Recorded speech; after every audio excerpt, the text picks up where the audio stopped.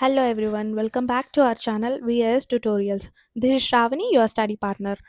ఈరోజు ఏం చాప్టర్ గురించి చెప్పుకుంటున్నామంటే అర్థమెటిక్ ప్రోగ్రెషన్స్. నేను అర్థమెటిక్ ప్రోగ్రెషన్‌లో సింపుల్‌గా ఏమేమి ఫార్ములాస్ ఇన్వాల్వ్ అయ్యి ఉన్నాయో నేను మీకు చెప్పేస్తాను. So that you can start arithmetic progressions with these formulas. Okay. So, జనరల్‌గా ఏ1, ఏ2, ఏ3 ఇవన్నీ అర్థమెటిక్ ప్రోగ్రెషన్‌లో ఉన్నాయనుకుందాం. ఈ సీరీస్ అంతా ఏపీలో ఉంది అనేసి అనుకుందాం. సో, దీనికి మనము ఇక్కడ ఒక టర్మ్ ఉంటది. ఏంటి కామన్ డిఫరెన్స్. కామన్ డిఫరెన్స్‌ని డి తోటి డినోట్ చేస్తారు.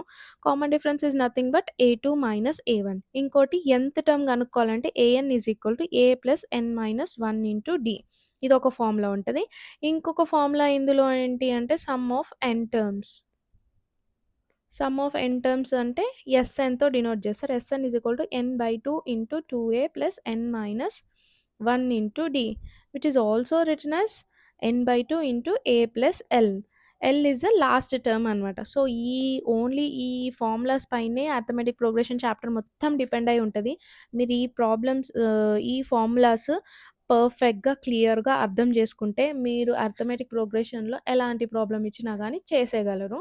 No doubt in that. Okay. So, ఈ ఫార్ములాస్ గుర్తుపెట్టుకోండి ఇన్ అర్థమెటిక్ ప్రోగ్రెషన్ చాప్టర్‌లో. ఓకేనా? Like, share and subscribe to my channel. And if you have any doubts, you can comment down. Thank you. Bye.